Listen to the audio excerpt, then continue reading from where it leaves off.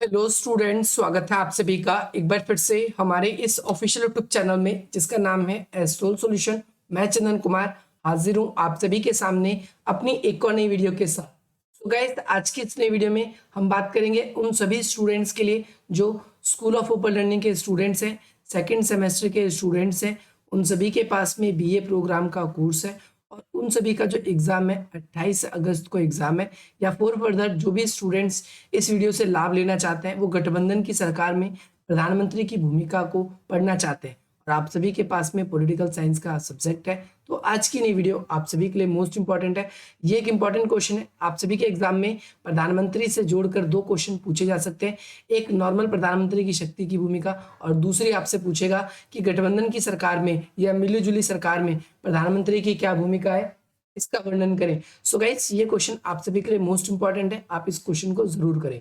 तो हम बात करेंगे मिलीजुली सरकार में प्रधानमंत्री की क्या भूमिका है। सो एज ऑलवेज, जैसा कि आप सभी को कोई भी क्वेश्चन लिखने से पहले या तो परिचय या फिर उसकी भूमिका बनानी होती है, तो सबसे पहले आप सभी को यही काम करना है। प्रधानमंत्री की शक्तियां और स्थिति का वर्णन करेंगे हम। और जब हम आम चुनाव में किसी भी, पहली बात तो हम इसी चीज को डिस्कस करेंगे कि भाई गठबंधन की सरकार कहते हैं किसको है। तो ध्यान रखना है आप सभी को, गठबंधन की सरकार हम ऐसी सरकार को कहते हैं जब कभी भी आम चुनाव होते हैं और उस आम चुनाव में किसी भी एक विशेष पार्टी को बहुमत नहीं मिलता है। बहुमत का मतलब होता है कि जैसे 70 सीटों पे इलेक्शन हुए तो इसके आधे से एक ज्यादा यानी 36 सीट, तो आधे से एक ज्यादा यानी बहुमत किसी पार्टी को नहीं मिलता। तो ऐसे में विभिन्न राजनीतिक पार्टियां आपस में क्या करती है, गठजोड़ कर कर बहुमत हासिल करती है और अपनी सरकार का निर्माण करती है। ऐसी सरकारों को हम गठबंधन की सरकार कहते हैं।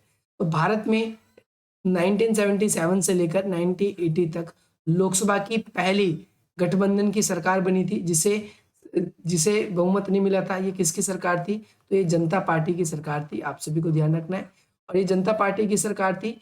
इसमें दो प्रधानमंत्री बने, 3 सालों तक ही, 3 ही वर्षों तक ये मुख्य रूप से आप देखोगे कि सरकार चल पाई। पहले मोरारजी देसाई, पहले थे नंबर पे मोरारजी देसाई और दूसरे नंबर पे चौधरी चरण सिंह।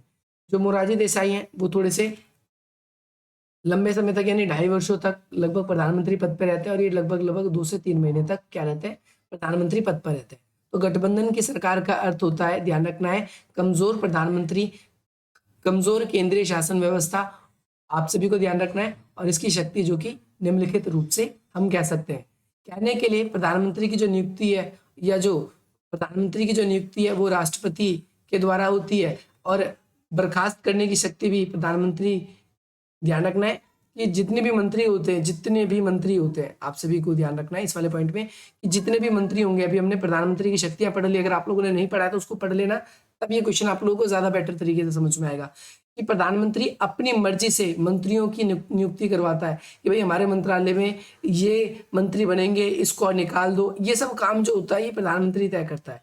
लेकिन प्रधानमंत्री ये सलाह देता है कि राष्ट्रपति को, भैया ये व्यक्ति हमारे मंत्रिपरिषद में होना चाहिए, आप इसको मंत्री बना दो, इस व्यक्ति को हमें मंत्री नहीं बनाना, इस व्यक्ति को हटा दो। लेकिन अगर बात करें जब भी गठबंधन की सरकार होती है तो प्रधानमंत्री अपनी मर्जी से जो है वो मंत्रियों को भी नहीं चुन पाता। क्यों नहीं चुन पाता?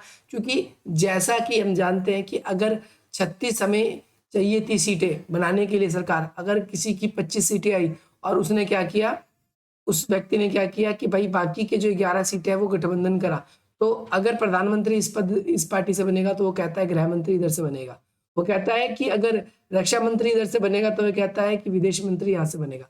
तो इस तरीके से हम यहाँ पर देखते हैं कि राजनीतिक रूप से प्रधानमंत्री अपनी मर्जी से जो है वो क्या नहीं कर पाता, उम्मीदवारों को चुन भी नहीं पाता कि कौन उसकी पार्टी में मंत्री बनेंगे कौन नहीं बनेंगे।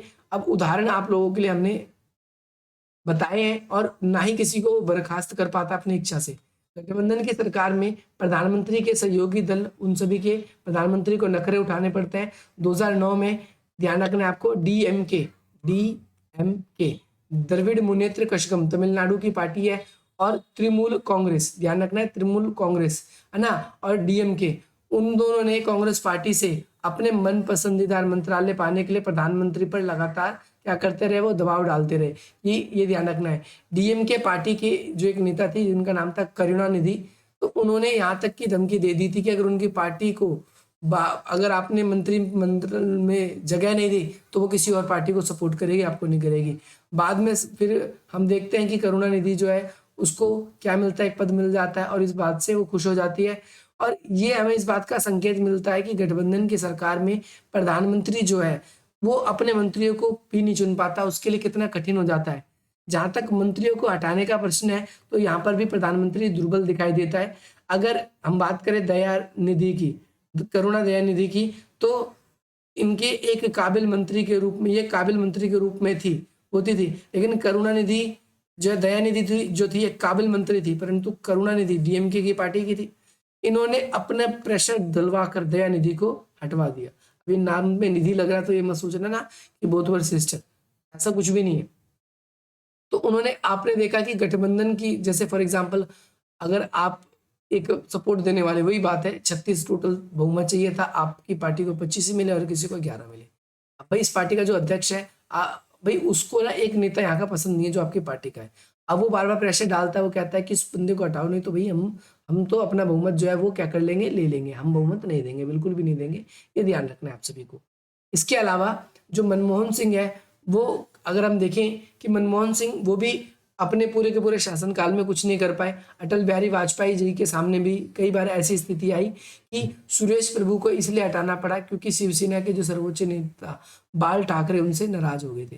ये आप सभी को ध्यान रखना है कि कई बार सहयोगी दल के प्रधानमंत्री को क्या करने पड़ते हैं, मनमाने फैसले उनके मानने भी पड़ते हैं और करने भी पड़ते हैं, और कई बारी क्या करना पड़ता है, आप सभी को ध्यान रखना है, कई बारी ये क्या करते हैं कि मनमाने ढंग से एक तो उन अपनी बात मनवा लेते हैं और उनके नखरे भी उठाते हैं। राष्ट्र दल के जो जनता थे, अब राष्ट्रीय पार्टी जो थी जनता पार्टी, उसमें लालू यादव यूपीए की सरकार में बिहार में राष्ट्रपति शासन थोपने जाने का फैसले में सफल रहे। यानी बिहार के अंदर भाई लालू यादव चाहते थे कि राष्ट्रपति शासन लग जाए, और उन्होंने क्या किया, बहुत ज़्यादा प्रेशर बनाया, बहुत ज़्यादा प्रेशर बनाया केंद्र में, और यही हुआ कि राष्ट्रपति ने आगे चल के वहां पर क्या कर दिया, राष्ट्रपति शासन भी लगा दिया। अक्टूबर 2005 में सुप्रीम कोर्ट ने एक फैसला सुनाया और इसे एक संवैधानिक फैसला बताया।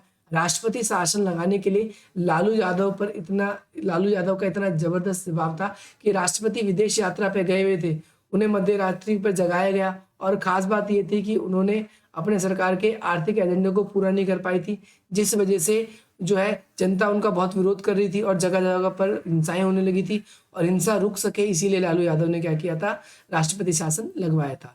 तो हम ऐसे में देखते हैं कि प्रधानमंत्री अपनी इच्छा से काम भी नहीं कर पाता, प्रधानमंत्री कमजोर होता है, क्योंकि क्षेत्रीय दल ज्यादातर हम देखते हैं जितने भी क्षेत्रीय पार्टियां होती हैं वो अपने मुद्दों को ज्यादा सामने रखती है। जैसे फॉर एग्जाम्पल हम देखते हैं कि कोई मान के चलो डीएमके तमिलनाडु की विशेष रूप से पार्टी है, अगर वो समर्थन देती है तो वो क्या करती है, अपने एरिया के विकास काम को अपने ही पार्टी के मंत्री बनवाने की बात करने लगती है। तो ये कहीं ना कहीं हम देखते हैं कि प्रधानमंत्री का ऐसा हो जाता है, काफी ज्यादा कमजोर हो जाता है, और यहाँ पर सिर्फ और सिर्फ जितने भी क्षेत्रीय दल के नेता होते हैं या सपोर्टर्स नेता होते हैं वो सिर्फ अपने स्वार्थों को ऊपर रखते हैं, स्वार्थों को ही ऊपर रखते हैं। कभी कभी तो क्षेत्रीय दल के विदेश मंत्री जो है वो पूरे देश की जो नीतियां उसकी परिवर्तन करने की मांग करने लगते हैं। आप सभी को ये भी याद रखना है। अब एक और एग्जांपल आपको समझना है, किसका है, डीएमके का एग्जांपल है।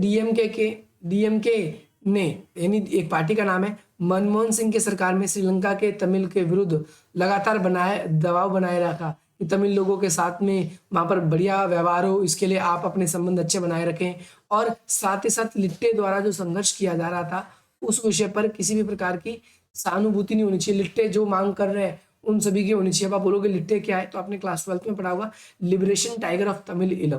तो लिबरेशन टाइगर ऑफ तमिल इलम है, ये क्या करते हैं, ये तमिल लोगों के लिए एक अलग राष्ट्र की उत्तर में मांग कर रहे हैं श्रीलंका की।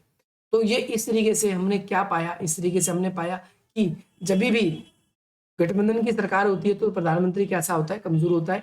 If you want to download the PDF of this video you can download by the link, and अगर आप लोग हमारे साथ जुड़ना चाहते हैं तो you can join us by this on WhatsApp. Okay, तो यहाँ पर हम निष्कर्ष की बात करेंगे तो जाति, मजहब और क्षेत्रीय निष्ठाएं देश की एकता के लिए बाधा बन जाती है। कई बार छोटे छोटे राजनीतिक जो दल हैं उनके कारण केंद्र की प्रवृत्ति जो है वो घट रही है, और प्रधानमंत्री जो है अपनी शक्ति का प्रयोग जो है सरकार चलाने में और अपने हिसाब से गवर्नमेंट को चलाने में नहीं कर पा रहा है।